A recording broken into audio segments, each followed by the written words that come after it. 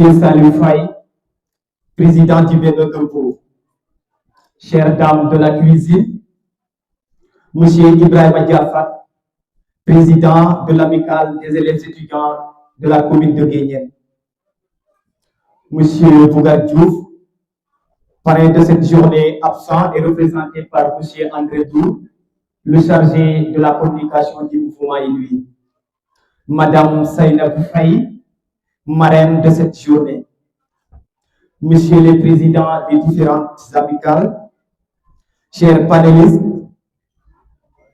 Monsieur Babacar Sissé, Monsieur Adama Ndiaye et Monsieur Abdou Diouf Diallo, chers camarades étudiants, Mesdames et Messieurs les invités, auguste assemblée, bonjour.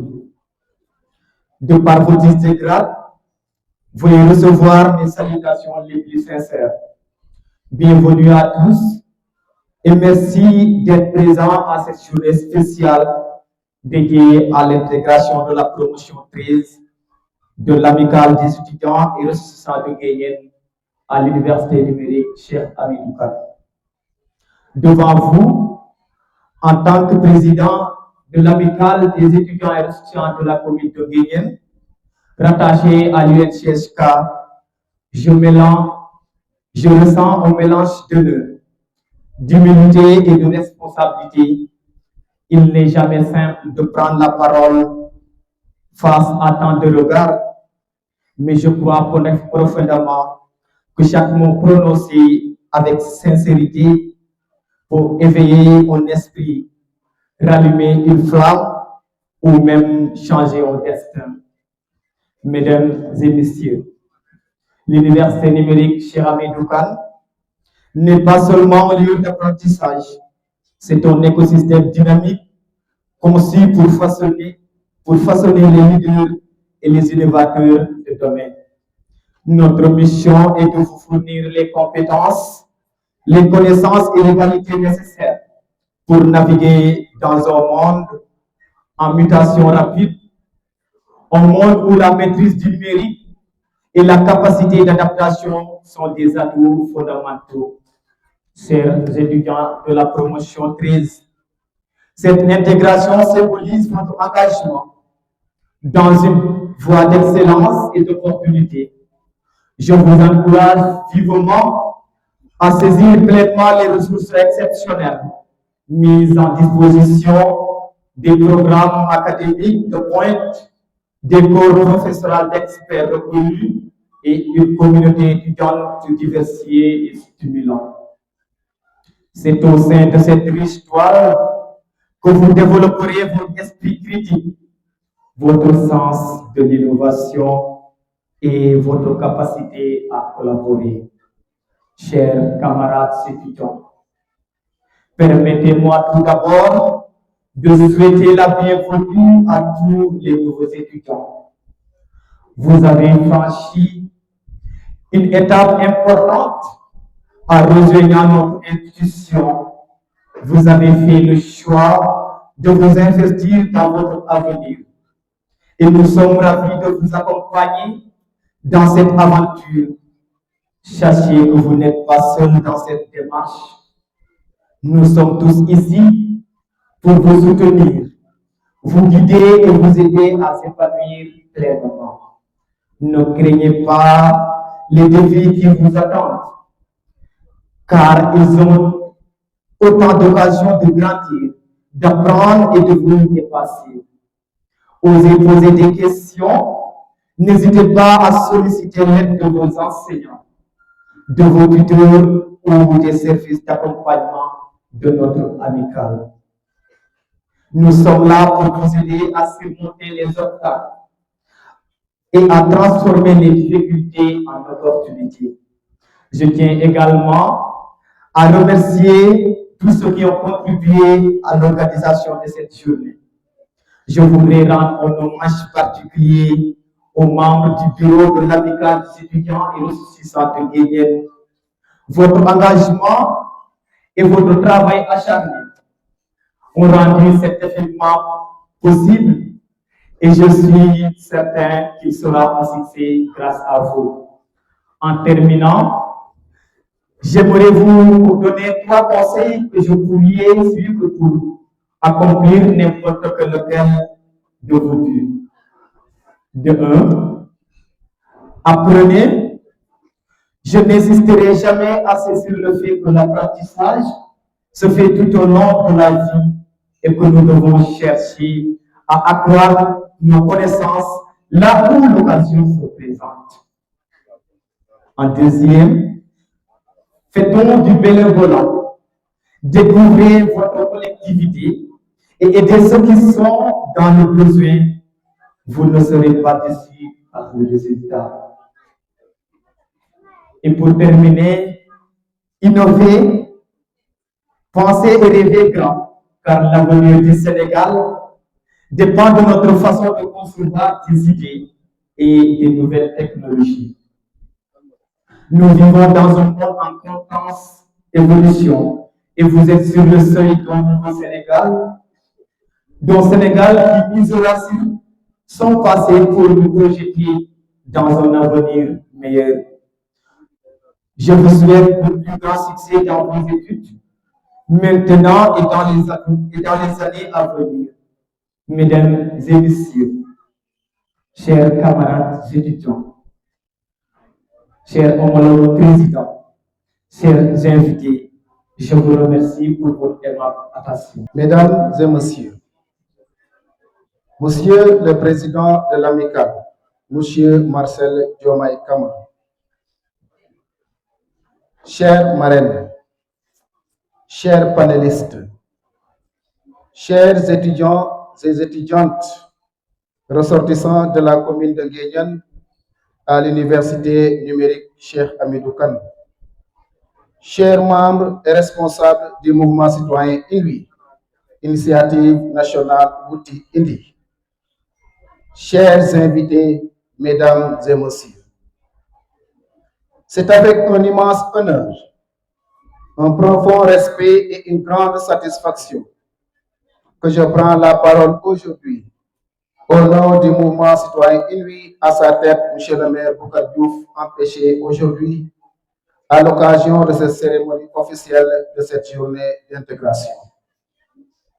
Permettez-moi tout d'abord de saluer et de féliciter chaleureusement les organisateurs de cette noble initiative qui constitue un moment de rencontre, de partage, de fraternité et surtout de renforcement des liens entre les filles et fils de notre chère commune. Cette journée d'intégration est d'une importance capitale car elle permet à nos étudiants de mieux se connaître, de cultiver l'esprit de solidarité, de favoriser l'entraide et de construire ensemble un avenir meilleur pour notre commune. Chers étudiants, vous incarnez l'espoir et l'avenir de Nguyen. Vous êtes les cadres de demain, les enseignants, les médecins, les ingénieurs, les entrepreneurs, les administrateurs et les leaders qui auront de lourdes responsabilités de participer au développement de notre terroir. C'est pourquoi nous vous exhortons à faire de vos études une priorité absolue, à cultiver les valeurs du travail, de la discipline, du respect, de l'unité et de la responsabilité. Le mouvement citoyen INWI, Initiative nationale Wouti Indi, croit fermement à la jeunesse et considère que le véritable développement d'une commune repose sur une jeunesse formée, compétente et engagée. À cet effet, nous voulons aujourd'hui adresser nos sincères et profondes reconnaissances à M. le maire Boucar Diouf, président du mouvement citoyen INWI, pour son engagement constant, sa disponibilité et le travail remarquable qu'il est en train de mener pour améliorer durablement les conditions de vie des populations de la commune de Nguyen. En effet, sous son leadership et grâce à sa vision de développement, plusieurs actions concrètes ont déjà vu le jour au bénéfice des populations. Nous pouvons citer en outre la construction de l'école privée Milko Diouf, une école allant du CI à la terminale, afin de renforcer l'accès à une éducation de qualité pour les enfants de notre commune. La construction d'un marché anglophone à hauteur de 6 millions et un accompagnement d'une enveloppe de 500 000 francs. Le don d'une pompe solaire et de batteries à Agam pour secourir la population confrontée aux difficultés d'approvisionnement en eau. La réparation de l'ambulance de Fadial à hauteur de 2 millions de francs CFA afin d'améliorer l'accès aux soins et aux évacuations sanitaires. La construction d'une piste reliant Bindiaoué à Nofan, contribuant ainsi au désenclavement des localités et à la mobilité des populations. Et bien d'autres actions sociales et communautaires qui témoignent d'un engagement sincère et d'une volonté réelle de bâtir une commune plus développée, plus juste et plus solidaire. Aujourd'hui, au nom du mouvement citoyen Inuit, nous disons tout simplement merci, M. le maire Boubacar Diouf, pour votre engagement, votre proximité avec les populations et votre détermination à répondre concrètement aux préoccupations des citoyens. Nos remerciements vont également à l'endroit de tous les membres et responsables du mouvement citoyen Inuit ici présents, que je demande à plus fort. Levez-vous s'il vous plaît. Les membres du mouvement, levez-vous s'il vous plaît. Merci beaucoup. Ainsi qu'à ceux n'ont pas effectué le déplacement pour leur engagement, leur fidélité, leur détermination et leur accompagnement constant aux côtés de M. le maire Boubacar Diouf. Votre mobilisation, votre esprit de sacrifice et votre engagement au service des populations constituent une force importante pour la réussite de notre vision commune, celle d'une commune de Nguyen plus prospère, plus équitable et tournée vers le développement. Chers étudiants, vous avez aussi votre rôle à jouer dans cette dynamique. Soyez des ambassadeurs exemplaires de notre commune partout où vous serez. Travaillez avec sérieux, respectez les valeurs qui fondent notre société et gardez toujours à l'esprit que le développement de Nguyen dépendra également de votre engagement et votre principe. Pour terminer, je souhaite plein succès à cette journée d'intégration et une excellente réussite académique à tous les étudiants ressortissants de la commune de Nguyen à l'université Cheikh Hamidou Ba. Vive la jeunesse de Nguyen, vive l'éducation, vive la solidarité, vive le mouvement citoyen Inuit. Je vous remercie. Croyez en vous et dites-vous, s'il y a un seul étudiant qui doit réussir à l'université, ça sera vous. Sur ce, côtoyez vos anciens, apprenez de leurs expériences et intégrez l'amicale, car vous êtes l'avenir de l'amicale. Je ne saurais terminer sans remercier chaleureusement le président Marcel Diomaye Kama d'avoir pensé à ma modeste personne et d'avoir honoré par cette invitation. Merci pour l'invitation. Bonne intégration à la promotion 13 et vive la commune de Nguyen. Vive l'AFO. Je vous remercie de votre attention. Nous tenons à vous remercier de nous accorder cette tribune en guise de collectif de cette belle journée. On dit souvent que l'on garde le meilleur pour l'avant. Et c'est un honneur immense pour l'AFO de porter l'ultime message de cet événement.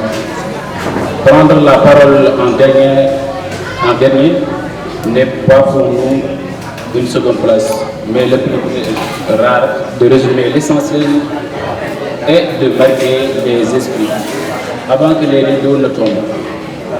C'est la preuve que la voix des étudiants et l'avenir de la pédagogie restent la clé de voûte et le point de nos échanges. Loin d'affaiblir nos élans, cette attente sous le soleil n'a fait que fortifier notre détermination à nous exprimer devant vous Merci de nous offrir cette position stratégique car c'est avec une fierté renouvelée que nous allons maintenant ouvrir la voie perspective de la jeunesse.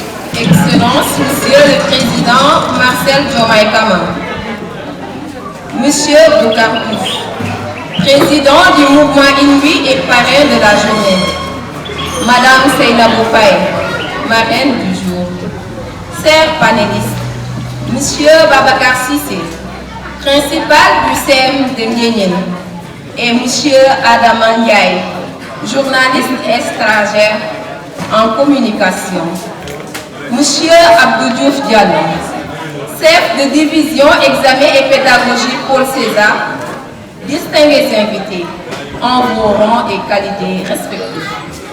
Chers camarades de la promotion 13, c'est avec un profond honneur et une immense joie que je prends la parole aujourd'hui en tant que porte-parole de la P13 pour vous souhaiter la bienvenue dans notre prestigieuse université, l'université numérique Cheikh Hamidou Kane. Cette journée marque une étape décisive dans notre parcours académique. Nous venons d'entrer dans une structure communale où la rigueur, l'engagement et le professionnalisme sont nos domaines de prédilection. Vous avez fait le bon choix. Et l'amicale est très heureuse de vous accueillir dans cette grande famille qui partage une devise forte et inspirante. Assiduité, excellence, compétence. Notre admission à l'UNCHK marque le début d'un voyage intellectuel et humain exceptionnel. Ce parcours ne sera pas toujours facile, mais il sera formateur. Nous serons confrontés à des défis académiques, des exigences de rigueur et des responsabilités qui nous prépareront à devenir des professionnels compétents et engagés dans nos domaines respectifs. L'université nous offre une liberté précieuse, mais cette liberté s'accompagne de responsabilités. Notre réussite dépendra de notre sérieux, de notre capacité à nous organiser et de notre détermination. Soyons assidus dans notre travail, car c'est ainsi que nous honorerons la devise de notre amicale. Dès aujourd'hui, commençons à cultiver l'éthique et le sens du devoir. Apprenons à travailler en équipe. Respectons la déontologie et soyons toujours animés par la conviction de la réussite. L'université numérique Cheikh Hamidou Kane nous forme non seulement à devenir des professionnels compétents, mais aussi des citoyens responsables et conscients des enjeux de notre société. L'université n'est pas seulement un lieu de transmission de savoir, c'est aussi un espace de formation humaine et sociale. À l'UNCHK, nous aurons l'opportunité de nous impliquer dans diverses activités. Clubs scientifiques, conférences, associations étudiantes, événements culturels et activités sportives. Ces expériences nous aideront à développer des qualités essentielles comme le leadership, l'esprit d'équipe et la gestion du temps. Ne soyons pas de simples spectateurs, soyons des acteurs de la vie estudiantine. Engageons-nous, participons aux initiatives, portons nos idées et contribuons à faire de notre amicale un cadre encore plus dynamique et inspirant. L'amicale repose sur 3 valeurs fondamentales qui doivent guider chacun de nos pas dans ce parcours académique. Ensuite, la régularité dans l'effort est la clé du succès. Soyons présents au groupe. Impliquons-nous dans les travaux pratiques et respectons les exigences académiques.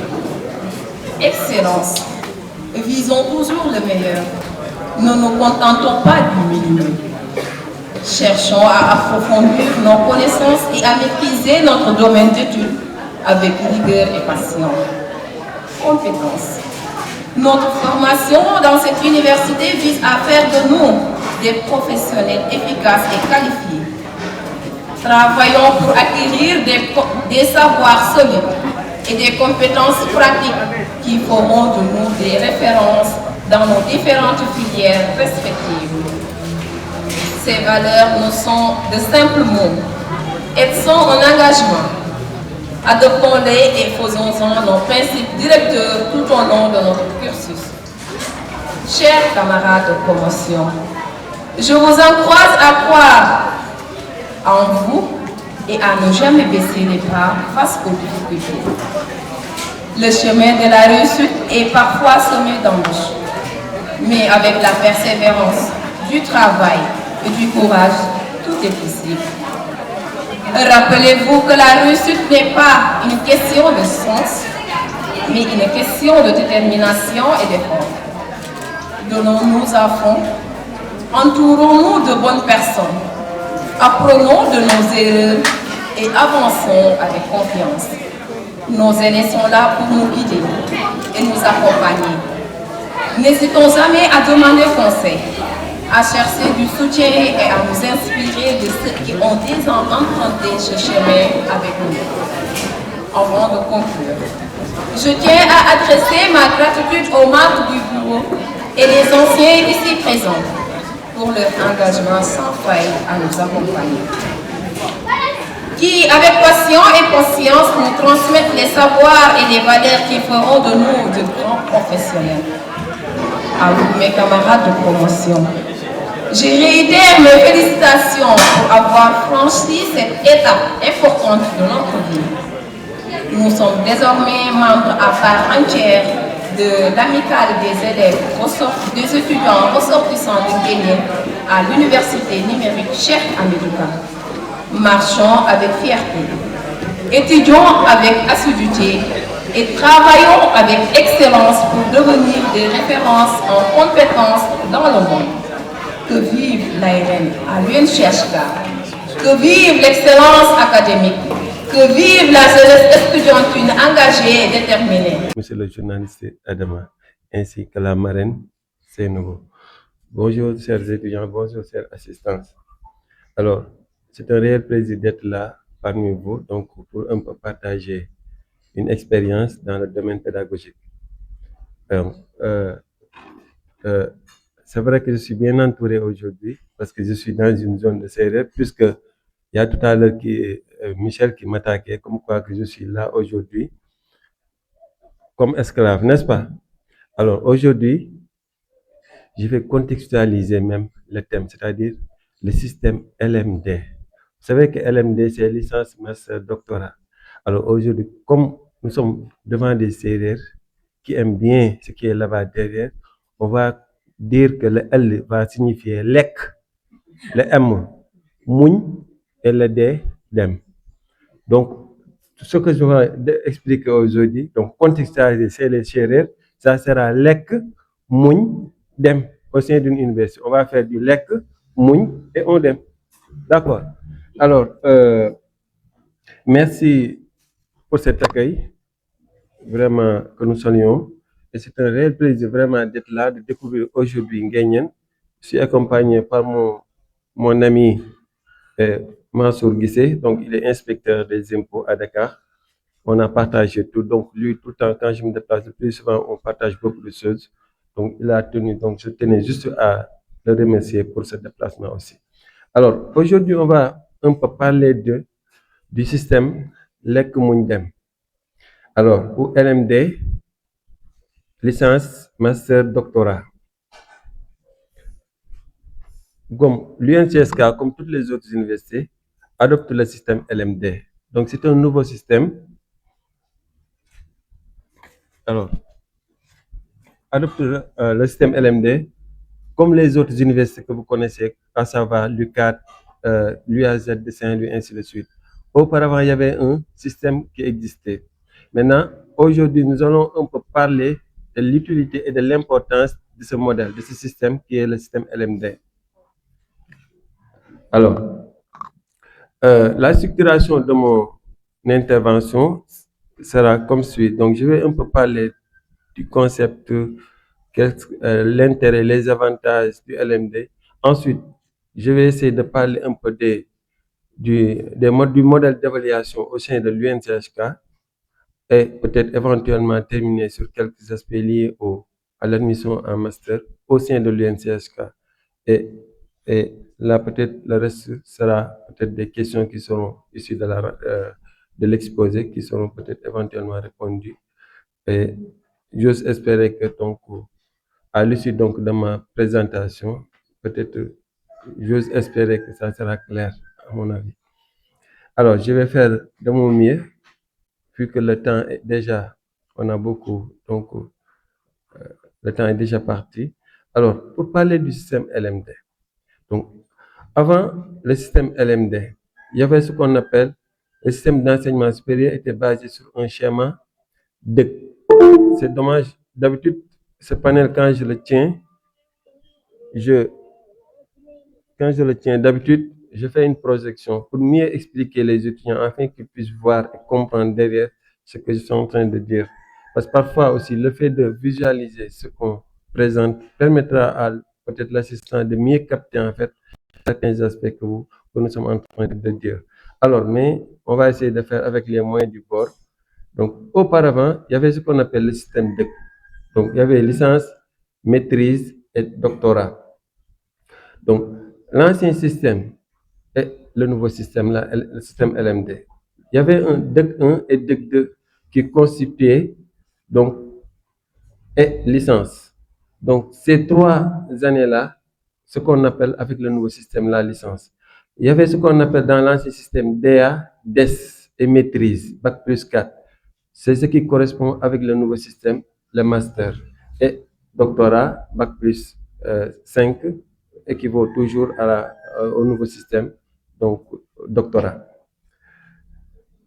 Avant le système LMD, donc, qui est entré en vigueur le 30 mars 2011, la licence déjà, c'est 3 ans d'études que l'étudiant doit faire au sein de l'université. Donc, après le bac, 3 ans, c'est que licence, c'est une sortie.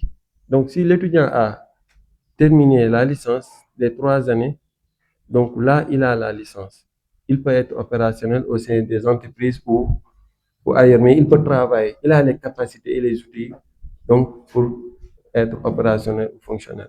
Donc, il a la licence. C'est un diplôme de sortie. Il y a 2 ans après le master, si toutefois l'étudiant envisage d'augmenter et de faire le master pour augmenter ses compétences, ses qualités, ou bien s'il a des aspirations professionnelles plus avancées, là, il peut se candidater pour les masters. Et une fois qu'il est admis en master, il pourra faire 2 ans de master. Et les 2 ans de master sont soldés par le diplôme de master. À l'issue de cela, il a la possibilité aussi, s'il veut être peut-être éventuellement enseignant-chercheur dans les universités ou s'il a aussi d'autres aspirations plus avancées, s'inscrire pour une thèse de doctorat qui se fera sur 3 années. Même s'il y a des années de dérogation, mais 3 années normales.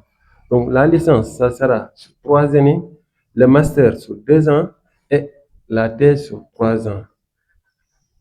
Ce qui fait 8 ans. Alors, l'architecture des études est fondée sur 3 grades. Donc, c'est ce qu'on venait de dire, licence, master, doctorat avec le LMD. Le diplôme est décliné en domaine, mention et spécialité.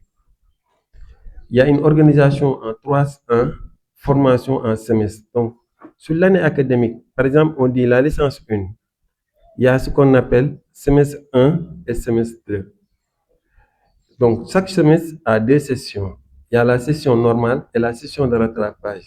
Par exemple, si l'étudiant fait la session normale et qu'il ne valide pas, il lui manque des crédits, je reviendrai sur cette terminologie, il est censé faire ce qu'on appelle la session de rattrapage pour compléter les crédits qui lui manquent.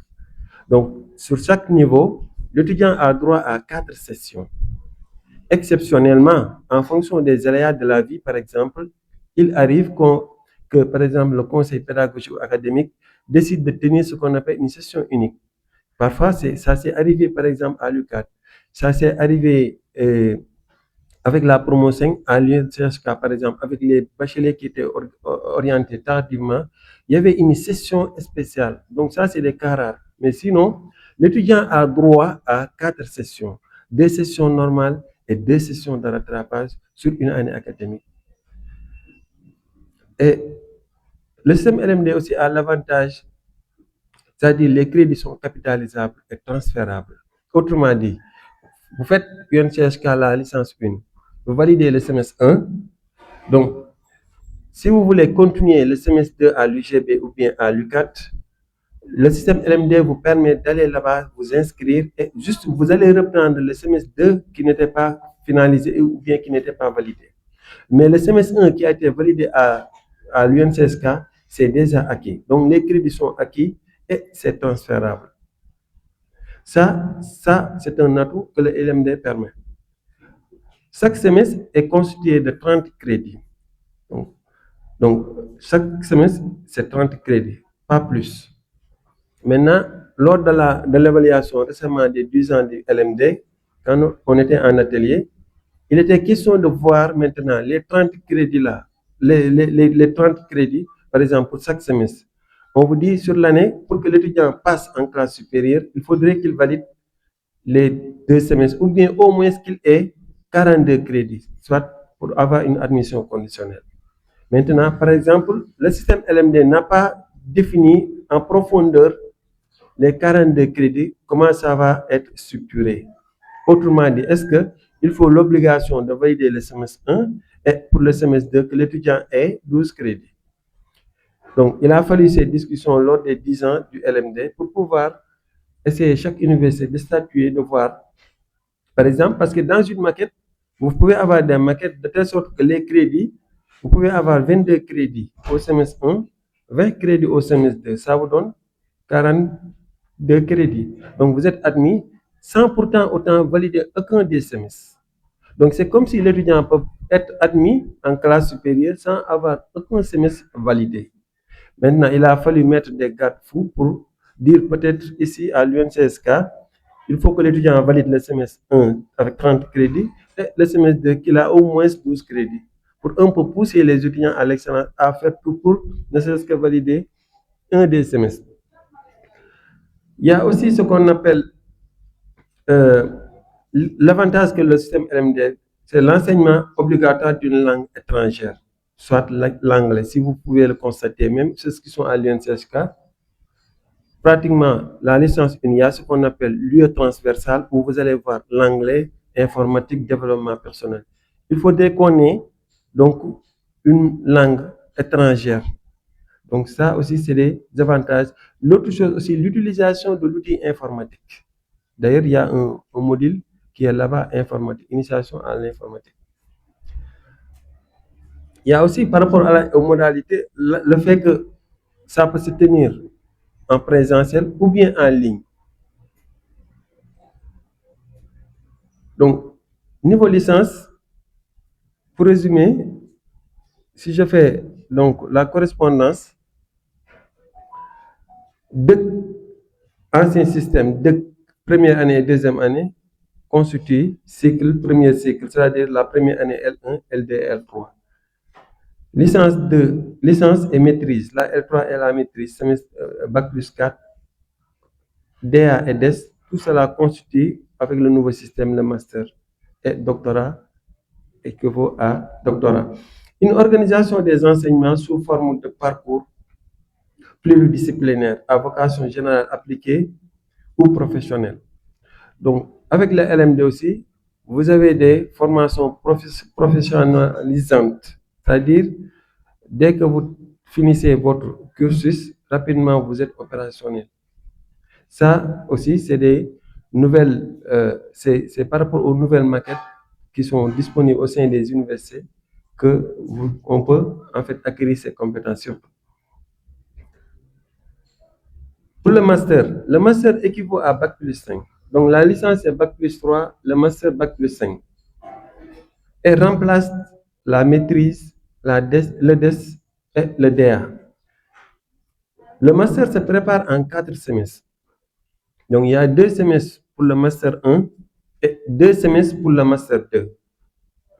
Donc, si l'étudiant valide les 2 semestres du master 2, 1, il est admis en master 2. Les critères aussi d'admission, je reviendrai sur ça, c'est pareil comme pour la licence. 2 types de masters sont proposés aussi avec le LMD. Il y a le master, la finalité professionnelle, qui remplace DES. Exemple, en droit, par exemple, il y a spécialité droit des activités économiques, il y a droit privé fondamental. Si l'étudiant fait droit privé fondamental, par exemple, souvent il envisage de faire ce qu'on appelle la thèse et s'inscrire en thèse. S'il fait rapport de stage ou d'entreprise, droit des activités économiques, là, après, à la sortie, il peut être rapidement opérationnel. Il y a le master à orientation aussi, recherche, équivalent à l'ancien DA, c'est comme droit privé fondamental, ce que je disais tout à l'heure.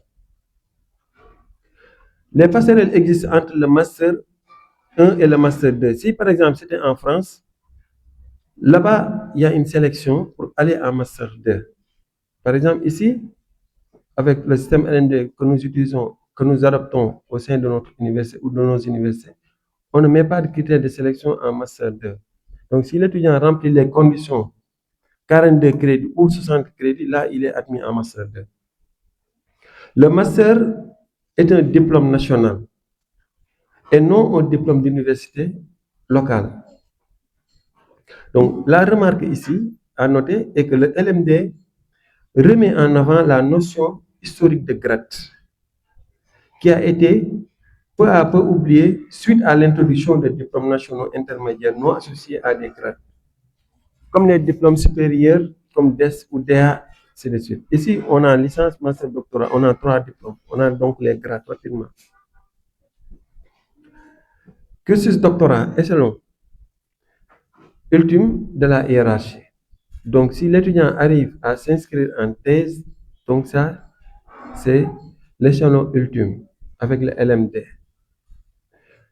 Donc, la durée de préparation du doctorat est en général 3 ans, excepté les 2 années de dérogation que j'ai dit tout à l'heure.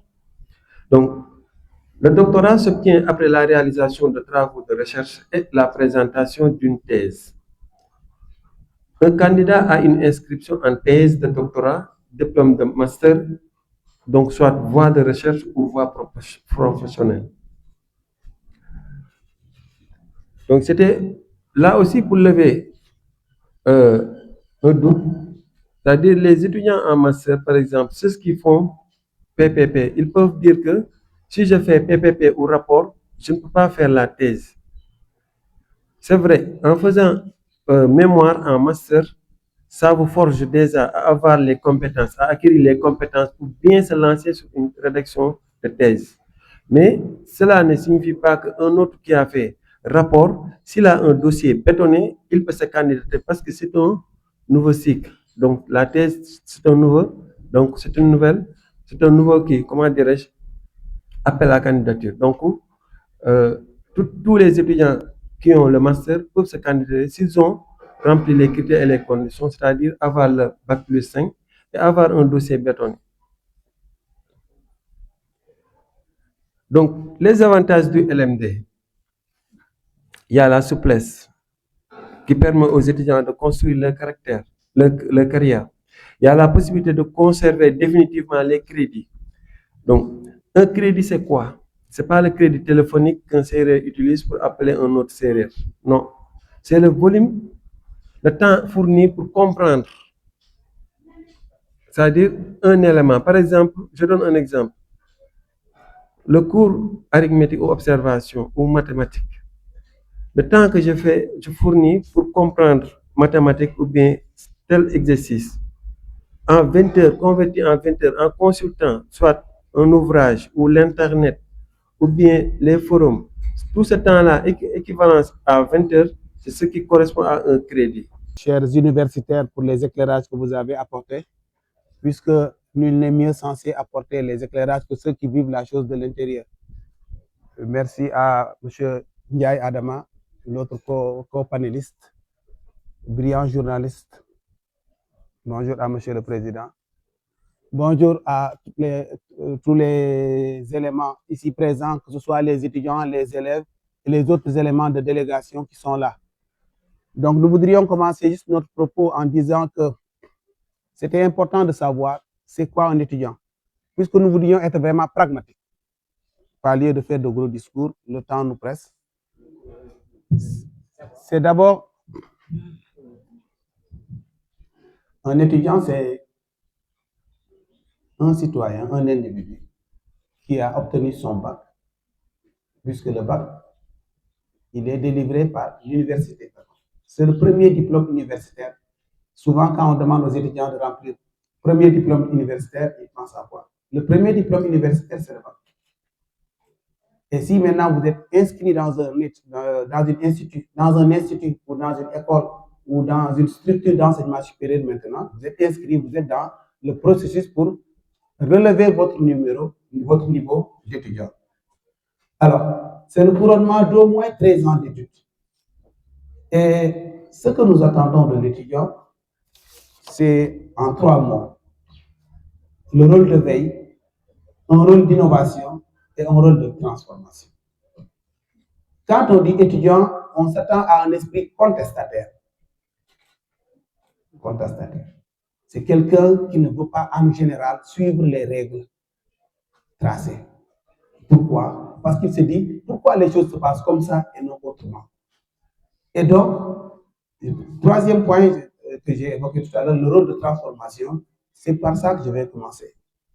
Ce n'est pas normal que des étudiants appellent à une rencontre. Sur les affiches, on met 9h et à 9h, la mise en place n'a pas commencé. Ce n'est pas normal. Vous devez contester par rapport à vous-même. C'est ce qui se passe partout. Nous devons dire, nous sommes différents. Nous sommes des intellectuels, pas des diplômés. C'est extrêmement important de faire la différence entre des diplômés et des intellectuels. Quand on dure sur les tables, on finira par être diplômé. Mais ce que nous attendons du diplômé maintenant pour qu'il passe au statut d'intellectuel, c'est qu'il mette en pratique ce qu'il a appris dans un sens positif. C'est quoi? On invite les gens à 9h. Si M. Ndiaye n'était pas venu, ce serait inélégant de sa part.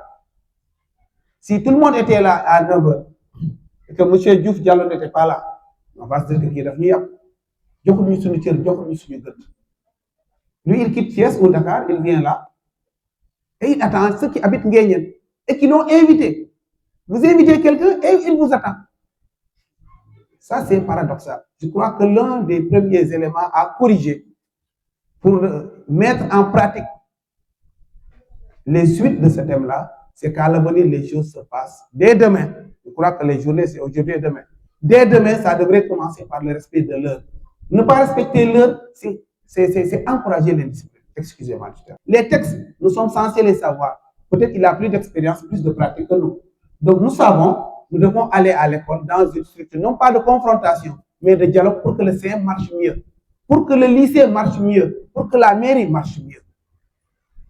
L'étudiant doit aider à sortir des sentiers battus. C'est pour cela qu'on dit qu'il a un rôle de veille. Faire en sorte que les règles ne soient pas piétinées au quotidien. Le rôle d'innovation, moi j'ai étudié devant l'étudiant. Je suis né à Nguyen, j'ai grandi à Nguyen, maintenant je suis allé à Thiès, à l'université de Thiès, je suis allé à Kaolack, à l'université de Kaolack, etc. J'ai vu d'autres choses. Je dois pouvoir apporter un plus à ma localité. Je dois avoir ce rôle d'innovation. Non pas dire que l'étudiant paresseux, le statut de l'étudiant paresseux. Je disais à Michel et à Adama tout à l'heure, quand nous étions plus jeunes, à l'époque, Nguyen grouillait de monde à l'époque, à la période des 15 août. Il y avait beaucoup d'animation. Les gens que tu n'avais jamais vus, il fallait attendre Tabaski ou 15 août. Là, tout le monde débarquait vraiment. Et là, on était là au terrain, tout jeune, on regardait. Et à partir du 16, du 17, 18, non, pas octobre,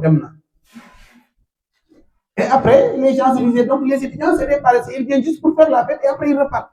Ils ne s'impliquent pas dans les champs, ils ne s'impliquent pas dans la vie au quotidien de la communauté. Ça doit changer. L'étudiant doit rapporter quelque chose à sa communauté. Il n'a peut-être pas encore d'argent, mais il doit aider ces jeunes à se structurer. Puisque l'une des grosses difficultés que M. Diouf Diallo a évoquées, ou bien que vous-même vous avez subi, c'est d'avoir à remplir une fiche sans savoir quel est le profil qui vous attend. Vous voulez devenir quoi? Si on avait débuté à temps, moi j'aurais demandé, dans ma préparation, je t'ai dit, je vais demander à Michel de me choisir 5 étudiants, de les mettre dans un coin quelque part et de demander à chacun qu'est-ce que tu veux devenir, quelle filière tu fais, pourquoi tu l'as choisi. Et on se rendra compte que beaucoup d'étudiants sont dans des filières qu'ils n'aiment pas, qu'ils ont choisi par défaut. Et quand on fait quelque chose qu'on n'aime pas, on a très peu de chances de réussir. Parce que tout simplement, vivre à l'université, c'est difficile.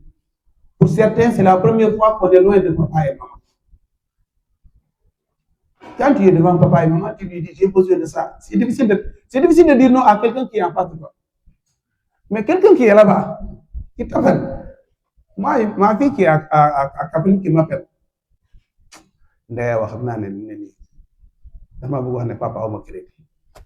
Je peux choisir de ne pas répondre. Mais quand il est en face de moi, je suis obligé de gérer. Mais quand il vous appelle d'ailleurs, vous savez, vous dites que donc, les étudiants sont un poids, entre guillemets, pour certains parents. Mais l'étudiant devrait, de l'autre côté maintenant, s'investir quand il revient à la maison pour montrer à ses jeunes enfants, ses jeunes frères, que si vous voulez véritablement réussir, parce que la clé de la question de l'autre, ces critères qu'on n'évoque pas, c'est l'excellence. Et les enfants aujourd'hui sont habitués à se débrouiller pour avoir la moyenne de passage. Vous allez avoir des gens qui vont avoir jusqu'au bac. Ils n'ont presque jamais eu de moyenne. Parce qu'à 9,50, tu passes en 6e, 5e, jusqu'au bac, tu peux aller jusqu'au bac sans avoir jamais eu la moyenne. Maintenant, tu restes dans ce circuit-là. Oui, ça peut être rigolo. Mais tu peux rester dans ce circuit-là maintenant, tu as ta licence. Et maintenant, sans qu'on te le dise, vous avez l'obligation, parce que ce qu'il n'a pas dit à haute voix, c'est qu'il y a une norme d'encadrement. Chaque professeur a un certain nombre d'étudiants qu'il peut encadrer. Et c'est par rapport à ce nombre-là qu'il y a forcément le quota. Même si on n'utilise pas le terme quota est dans la situation. Et à l'arrivée, on est obligé de choisir les meilleurs. Vous étiez habitué à passer en classe supérieure, vous êtes passé en classe supérieure. Votre objectif est atteint.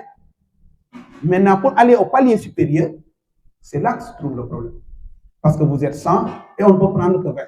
Il faut bien qu'il y ait des critères. Donc, l'étudiant qui revient à Guénienne, à Velengara, à Foix, doit dès à présent dire à ces jeunes frères-là, boy, affaire biyoboul. Il faut que les enfants intègrent ça, que yomboul. Parce que l'eau boulouba, il faut que les gosses intègrent ça. Si tu n'es pas, si tu n'es pas performant, tu risques d'avoir des problèmes pour avoir la bourse. Si tu n'as pas la bourse, tu ne seras pas indépendant. Tu seras toujours obligé d'appeler au village pour contrôler de l'argent. Et l'argent liquide là, l'argent prêt est disponible là. Ce n'est pas toujours garanti. Donc, le besoin d'être un étudiant autonome doit vous pousser à chercher à avoir le bac avec la mention. Comme ça, vous augmentez les chances d'avoir une bourse et d'être autonome en partie vis-à-vis de vos parents. Vous devenez maintenant même un appui. De sorte que maintenant, vos frères, ils ne vous verront plus comme un boulet, mais ils verront comme quelqu'un qui a déjà la porte de la réussite qui s'en trouve. Et ils ont envie de copier sur vous. Ce rôle de modèle, les étudiants le doivent à leur petit frère. Vous rencontrez un étudiant, vous discutez avec lui, maintenant, licence 3, là, il fait quoi? D'accord. Mais vous ne pouvez pas discuter pendant 2 minutes en français, ni en anglais. Vous êtes obligé. Mais ton petit frère qui est là, il dit, mais j'aimerais. Parce que pour aller de l'avant, il faut avoir envie de trouver quelque chose devant. C'est ce qui est devant. Je disais à Adama tout à l'heure, quand nos grands frères allaient au CM, parce qu'à l'époque, le CM, c'était à Joie. Quand ils allaient au CM et qu'ils revenaient, ils disaient, how are you? Good morning. Tu sais pas, mais tu as envie de dire. Damay dem CM. Non, le besoin de découvrir. Les étudiants doivent susciter chez leurs petits frères ce besoin de découvrir.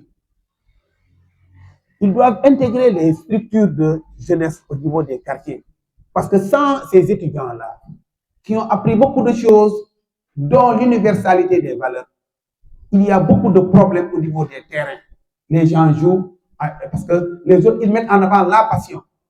Les étudiants doivent mettre cette dose de retenue. Parce qu'eux, ils savent que la violence ne réglera rien. Tous les conflits du monde finissent à la table de négociation. Mieux vaut négocier très tôt. Le rôle de l'intellectuel, le rôle de l'étudiant, et donc d'encadrer les ASC de chaque quartier. On ne va pas à la guerre, on va au terrain. La guerre, c'est au terrain. On est des camarades d'amphi, mais on est des équipes différentes. Là, on est là pour la performance. Les textes sont régis sur des choses claires. Michel qui est là, c'est un arbitre. L'arbitrage. Il y a des règles que tout le monde doit essayer de savoir. Mais tous les gosses qui sont au terrain, vous les trouvez là-bas, vous voyez d'abord le discours. Non, non, non. Ce sens du sacrifice, les étudiants doivent l'inculquer à leurs jeunes frères. Une autre chose à faire, c'est aider les élèves à faire très tôt les choix par rapport à leur avenir. On ne peut pas savoir ce qu'on sera, mais au moins, on peut avoir envie de devenir quelqu'un. Les étudiants doivent aider leurs frères à savoir que si vous voulez devenir médecin, ça se joue depuis la 4e.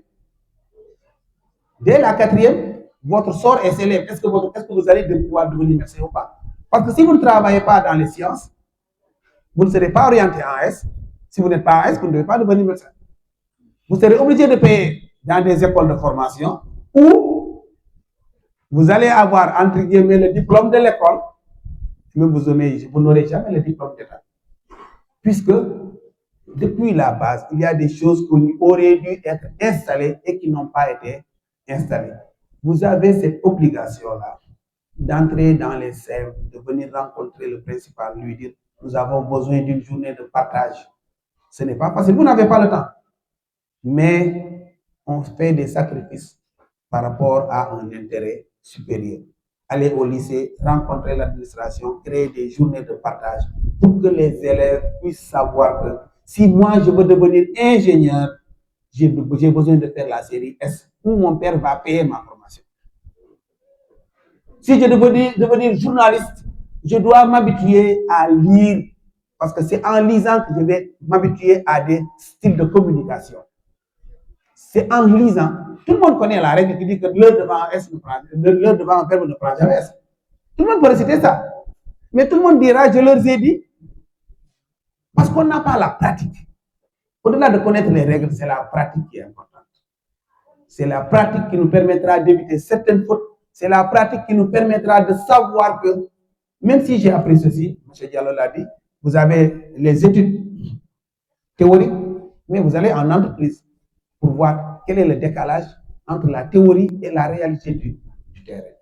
Donc, les étudiants que vous êtes, vous avez l'obligation, en commençant par les cours de vacances. Ça, c'est par rapport à vos jeunes frères. Ce n'est pas normal que Nguyen, qui compte combien d'étudiants, et ces étudiants-là ne peuvent pas remplir cet espace. Ça ne donne pas un air de sérieux à ce qui se fait. C'est-à-dire qu'on doit sortir de l'aspect folklorique. Les 48 heures de journée d'intégration, on vient. Les Lacoste là, si vous faites l'évaluation des Lacoste là, le prix que ça a coûté, le prix du repas, le prix de tout ce qui va autour d'eux, ça dépasse de très loin le coût de 2 billets pour quitter Dakar et venir à Nguyen rencontrer les personnes habilitées pour régler certains problèmes. Mais tant que le bureau fonctionnera sur la base de bénévolat, ça ne marchera pas. Parce qu'on m'envoie à mission à Nguyen alors que moi, je n'ai même pas de ticket pour manger. Je ne peux pas venir. Je vais évoquer des raisons pour ne pas venir. Mais en fait, la raison principale, c'est que je n'ai pas le billet. Mais peut-être j'ai le complexe de dire à mes camarades, gars, il faut que je me passe madame. Parce que dès l'instant qu'on achète l'argent dans les structures, maintenant, il y a de la suspicion. Alors que l'argent, ça sert à ça. Nous devons avoir l'honnêteté de revendiquer que moi, pour que je quitte Thiès, je suis un étudiant comme tout le monde. Je dois quitter Thiès pour aller à Nguyen. Je dois avoir les moyens de quitter Thiès et rallier Nguyen, rallier Belengara, rallier quoi, dans les meilleures conditions pour faire le travail qui est attendu de moi. Sinon, on me laisse à ma poche, j'ai de l'argent, je viens quand je veux, je n'ai pas d'argent, je ne viens pas. Et finalement, les étudiants qui viennent me voir, en fait, on a toujours le même débat. Hein. On ne vous voit qu'en fin d'année, quand vous avez un programme. Depuis que je suis là en 2020, jusqu'à présent, les étudiants, je ne les rencontre que à quelques jours de ces journées d'intégration. Donc, il faudrait qu'en mettant en place les structures, on prévoit de l'argent, en tout cas des moyens pour que les concernés puissent faire les déplacements dans des conditions acceptables. Ça, c'est aussi apprendre à faire de la gestion. Parce que nous autres, on a eu la chance de rencontrer Moussa Ndourpé à son âme. Lorsque nous étions étudiants à l'université, il était à l'actuelle ENDSS, école des écoles, ça s'appelait à l'époque École des infirmiers et infirmières d'État. Nous l'avons rencontré, nous lui avons dit, bon, nous voulons vraiment, pendant les vacances, faire ceci, faire cela. Il nous écoute, on a beaucoup parlé, parce que, comme je l'ai dit, les étudiants, à l'époque, on était contestataires et critiques. On voulait vraiment que les choses changent. Il nous a dit, quel est votre plan d'action? Et on est là. Lorsqu'on ne sait pas ce que c'est un plan d'action. Il nous dit, vous devez établir un plan dans lequel vous devez dire, voilà ce que nous voulons faire à telle date, voilà ceux qui sont responsables de l'activité, voilà les moyens que ça demande, voilà où on le fera. Comme ça, s'il y a problème, on saura que c'est un tel qui est responsable, qui n'a pas fait son travail. Et sur cette base-là, maintenant, on a dressé un ensemble d'activités et on sait qu'à un moment donné, c'est Diafat qui est interpellé. Diafat, il fait ça. Si Diafat est empêché, il a un adjoint. On sait à ce moment, c'est Michel qui doit faire ce travail-là. Michel qui fait ça. Et on est véritablement dans un esprit convivial et ça avance. L'autre élément sur lequel vous êtes attendu, c'est la coordination de vos forces. Parce que d'après ce que j'ai compris des échanges que j'ai eus, chaque université a son amical. Ça peut être naturel et normal. Mais au-delà, il devrait y avoir un bureau qui coiffe toutes ces activités-là. Parce que sinon, la mairie n'a pas d'interlocuteur. Les partenaires qui veulent appuyer les étudiants et autres, là, ils n'ont pas d'interlocuteur. Alors, monsieur le principal, monsieur André Diouf, qui est un frère, un ami, un frère. Monsieur le président de l'amicale des élèves étudiants de Guénienne, Icon, voilà, c'est Icon. Alors, pour ceux qui ne me connaissent pas, je m'appelle Adama Ndiaye, je suis un natif de Vélingara. Je suis journaliste au quotidien national du Sénégal, Le Soleil, fraîchement sorti du CESTI, Centre d'études des sciences et techniques de l'information. Je suis également le président des élèves et étudiants de Vélingara. Et j'ai servi aussi l'ICON, l'amicale des élèves et étudiants, en tant que secrétaire général 2020-2021, 2022. Alors, vraiment un plaisir pour moi. Et à préciser, je suis issu de la P5, voilà, de l'université de Cheikh Ahmadou Bamba. Voilà, je suis de la P5.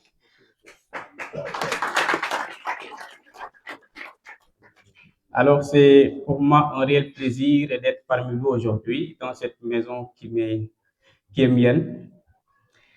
Lorsque le président m'a contacté pour me parler du thème, les idées bouillonnaient déjà parce que c'est un sujet qui m'a toujours tenu à cœur. Le rôle de l'étudiant dans la société, plus particulièrement dans sa localité. Que j'avais même peur de vous présenter aujourd'hui une thèse, un essai de 1000 pages, mais vu le temps déjà qui passe, j'ai tout fait hier pour écrire quelque chose afin d'être court, clair et concis. Il fait déjà 14h59 et je dois me retirer pour des contraintes professionnelles. Et je vais commencer mon intervention par rapport au constat que le principal a fait, parce que désormais, nous sommes devenus des références en tant qu'étudiants. Donc, c'est nous qui devons donner le bon exemple. On n'est plus n'importe qui. Nous sommes des références pour les élèves, pour nos frères et pour nos sœurs. Et pour cela, il nous faut vraiment véhiculer une bonne image de nous. Parce qu'à partir de maintenant, les gens nous jugent par rapport à ce que nous faisons et par rapport à ce que nous sommes. Napoléon Hill l'a dit, dans Plus malin que le diable, que l'esprit est tout simplement la somme des habitudes de son propriétaire. En voyant le président Chris Cross qui vient en retard toujours comme ça, déjà j'ai une image de lui. c'est déjà une image de l'étudiant. Le rôle de l'étudiant, c'est d'abord de comprendre en réalité qu'il est une référence au sein de sa communauté. Alors, je vais poser juste une question par rapport au thème. À quoi sert un étudiant? À quoi sert un étudiant?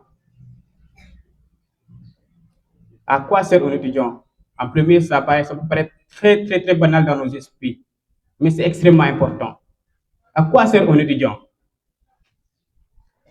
Est-ce à obtenir un diplôme, à décrocher un emploi, ou bien à réussir sa vie?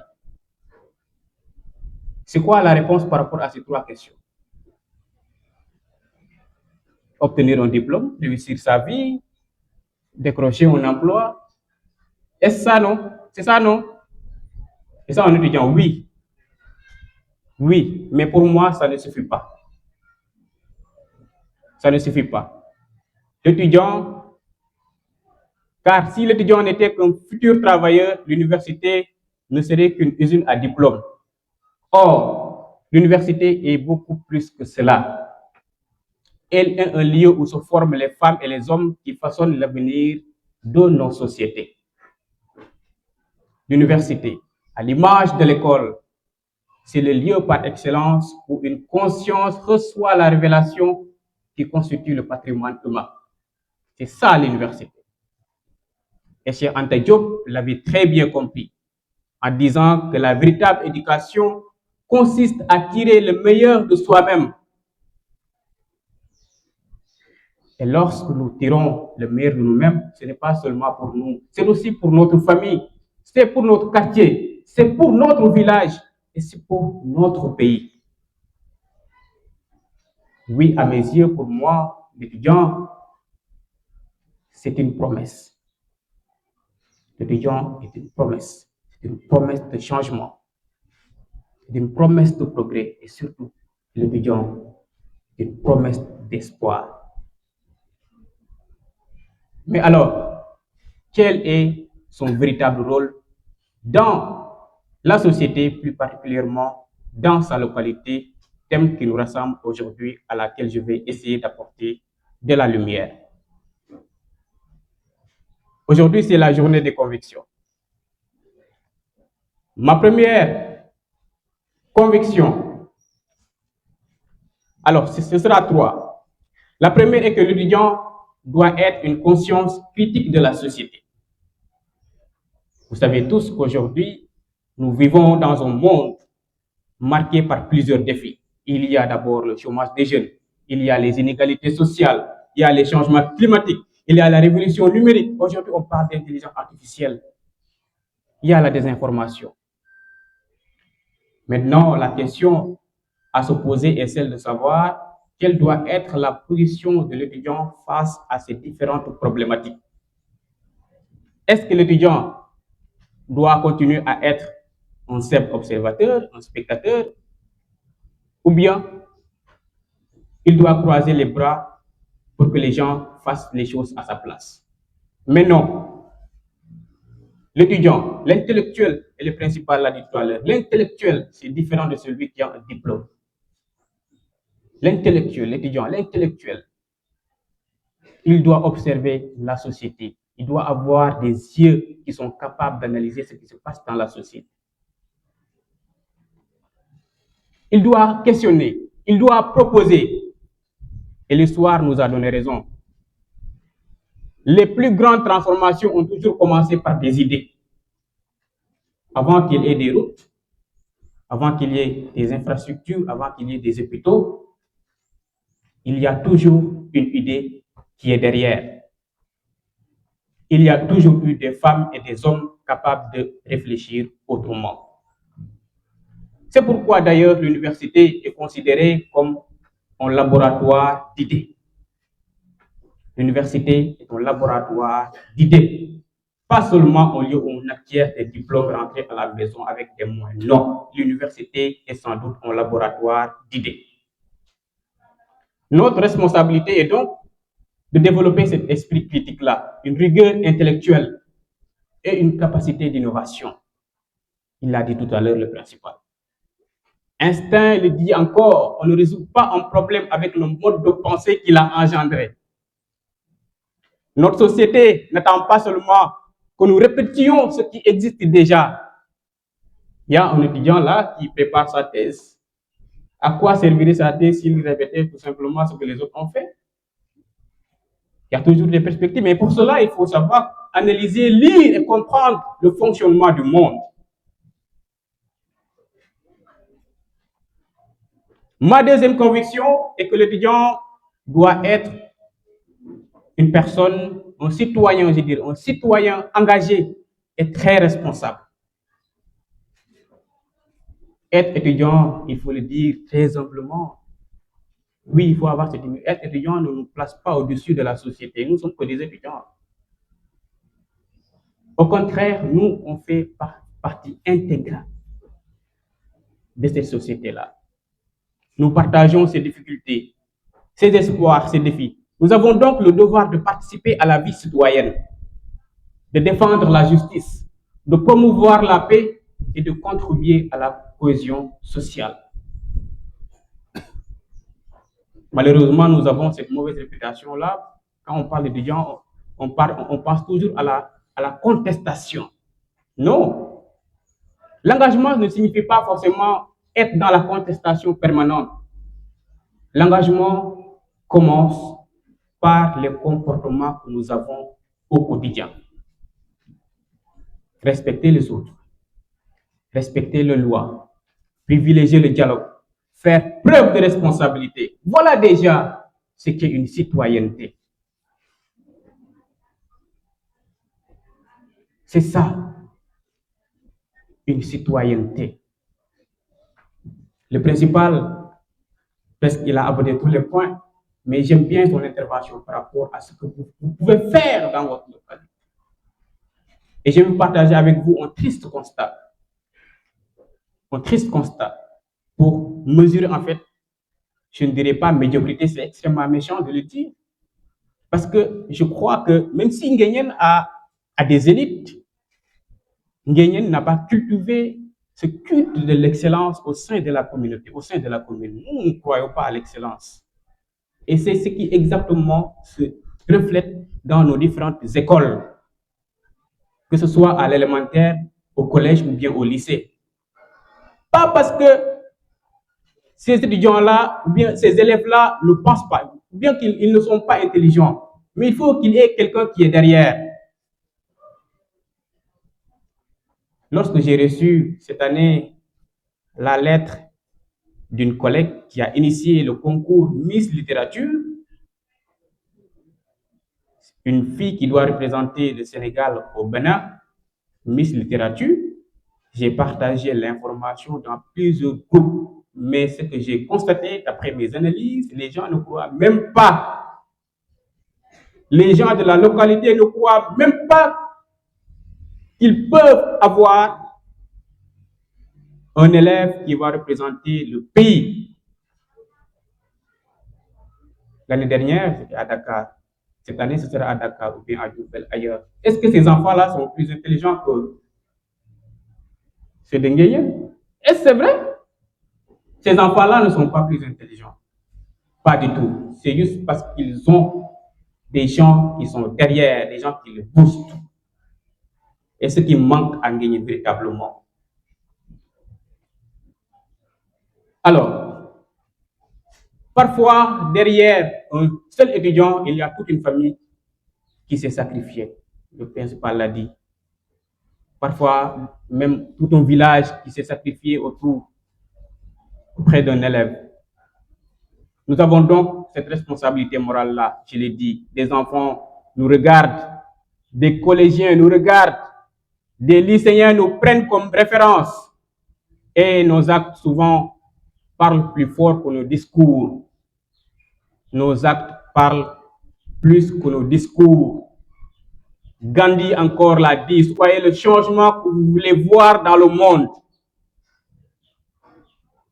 Si vous allez dans un restaurant et que les gens mangent mal, vous n'êtes pas obligé de leur dire que vous mangez mal, mais mangez comme il faut, tout simplement. La troisième conviction est que l'étudiant doit être un acteur de développement. Si on peut chevaucher par rapport à mon intervention précédente. L'étudiant doit être un acteur de développement. Je suis convaincu d'une chose, le savoir qui reste enfermé dans les amphithéâtres est un savoir inachevé. Un étudiant qui ne sert pas sa commune, un étudiant qui ne sert pas sa communauté, c'est comme une bibliothèque entière, fermée à clé. Une bibliothèque fermée à clé. Il y a le savoir à l'intérieur, mais elle ne sert à personne.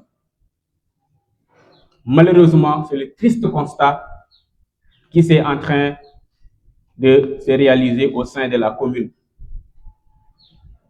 La connaissance prend toute sa valeur lorsqu'elle est partagée. Pendant les vacances ou notre temps libre, nous pouvons accompagner les élèves en difficulté, organiser des cours de soutien, sensibiliser sur des questions de santé publique, participer à des campagnes environnementales ou encore promouvoir la lecture. Est-ce que tout cela existe au sein de la commune? Et il y a combien d'amicales ici? Il y a l'AICO qui rassemble tous les étudiants. Il y a votre amicale, il y a des sous-amicales en tant que localité. Nous, en tant qu'étudiants, qu'est-ce que nous avons proposé jusqu'ici? Qu'est-ce que nous avons proposé à la localité? Qu'est-ce que nous avons proposé à la mairie? Et on se dit intellectuel. Et ce sont ces mêmes étudiants-là qui vont se résigner dans le groupe à critiquer le maire, les réalisations du maire. Oui, les réalisations du maire, mais en tant qu'étudiant, quand on critique, il faut aussi apporter une solution. C'est bon de critiquer, mais il faut apporter une solution. Tout cela n'existe pas. Partout au Sénégal, les associations réalisent déjà un travail remarquable en organisant des journées médicales, des opérations de reboisement, des activités éducatives, des actions sociales. Elles démontrent que l'étudiant peut être bien plus qu'un apprenant, mais il est un acteur concret du changement. Certains vont me parler de contraintes. Contraintes financières, est-ce que, bon, moi j'ai une idée, mais est-ce que je vais arriver à réaliser parce que les autorités ne vont pas m'aider? Non! Dieu aime celui qui se débrouille. Oui. Lorsque je suis venu à la tête de notre amicale, je crois que c'était en 2023, au village, j'ai trouvé moins de 100 000 francs en caisse pour une amicale qui avait déjà perdu sa réputation. Quand on parlait du rêve, les gens disaient, ah, amicale n'a pas des trucs comme ça. Non, du tout. Maintenant, le défi, avec ces maigres moyens-là, qu'est-ce qu'il fallait faire pour amener les gens encore à croire à notre association? Et avec un budget de moins de 100 000 francs. Déjà, pour amener les gens, il faut faire quelque chose. Pour leur faire croire de la réalité du projet, il faut proposer quelque chose de concret. Et pour proposer quelque chose de concret, il faut être financièrement stable. C'était le défi, il fallait le relever. Oui, je l'ai fait avec moins de 100 000 francs. Avec moins de 100 000 francs, j'ai organisé une journée, j'ai rassemblé tout le village, une journée qui nous a coûté presque 500 000 francs CFA pour un début. Et à la fin, les gens nous disaient, mais comment ça? Non, il n'y avait pas de miracle. Dieu aime tout simplement celui qui se débrouille. Oui, et l'année suivante, ce qu'on a fait, on a organisé des cours de vacances gratuits pour les 2 écoles de notre village. Et à la fin, on a donné à plus de 300 élèves des fournitures scolaires gratuitement. Et durant tous les 3 ans, c'est ce qu'on a fait en tant que petite amicale, une sous-amicale. Une sous-amicale, c'est ce qu'on a fait pendant 3 ans. Une amicale, un bureau composé que des jeunes comme moi. Donc, rien ne vous empêche de réaliser plus que ça. Non, absolument rien. Pas d'excuses. Aujourd'hui, le développement local ne dépend plus uniquement de l'État. Chaque communauté doit devenir actrice de son propre développement et l'étudiant a un rôle majeur à jouer. Grâce à ses compétences, il peut accompagner le producteur, initier les jeunes aux outils numériques. C'est le défi actuellement. Soutenir les groupements de femmes promouvoir l'entrepreneuriat, participer à la modernisation de sa localité. Oui, le développement, tout développement commence par une idée. Et les idées commencent dans les esprits formés comme vous. Mesdames et messieurs, le monde change. Le monde change à une vitesse extraordinaire. Et l'intelligence artificielle transforme déjà nos métiers. Les changements climatiques bouleversent nos habitudes. Les technologies redessinent nos économies. Et dans ce contexte, le diplôme seul ne suffit pas. Oui, et c'est un message. Le diplôme ne suffit même plus. Parce que maintenant, tout peut se faire par l'intelligence artificielle. Il faut donc apprendre à nous adapter, apprendre à innover, apprendre à apprendre. Alvin Tofflé l'a dit, les illettrés du 21e siècle ne seront pas ceux qui ne savent ni lire ni écrire, mais ceux qui ne savent pas apprendre, désapprendre et réapprendre. Pour conclure, je voudrais revenir à l'essentiel pour vous dire que l'étudiant n'est pas seulement le professionnel de demain, c'est déjà un acteur du présent. Un étudiant doit éclairer la société de par ses idées, l'enrichir par son engagement citoyen et transformer sa localité de par ses actions. La valeur de l'étudiant ne mesure pas uniquement à la moyenne obtenue à l'examen, elle se mesure à l'impact positif qu'il laisse derrière lui. Oui, c'est ça, être étudiant. Beaucoup me diront, je ne serai pas président de mon amicale, je ne vais pas m'engager dans un bureau, non, parce que je n'ai pas le temps, je suis à la faculté des sciences, je suis à la faculté de droit, je dois mémoriser des leçons, des trucs comme... Non, ce n'est pas une excuse. Non, ce n'est pas une excuse, c'est juste une question d'organisation et de volonté. J'ai partagé mon expérience avec le principal. Je passais la nuit à l'hôpital avant d'aller faire cours à 8 h au CESTI. Du lundi au samedi. Le matin, l'après-midi, la soirée, tu es déjà en reportage. Tu te couches à 3 h du matin et le lendemain, tu as cours à 8 h. Est-ce que j'ai fait? Et pourtant, à 2 h du matin ou bien à 1 h du matin, je suis en réunion de bureau avec mon amical. Oui, je le faisais. Est-ce que cela a perturbé mes études? Absolument non, jamais. Cela a par contre forgé ma confiance en moi et a réveillé mes capacités. Parce qu'il n'y a pas de recette miracle. En réalité, il n'y a pas de recette miracle. L'homme a un potentiel illimité.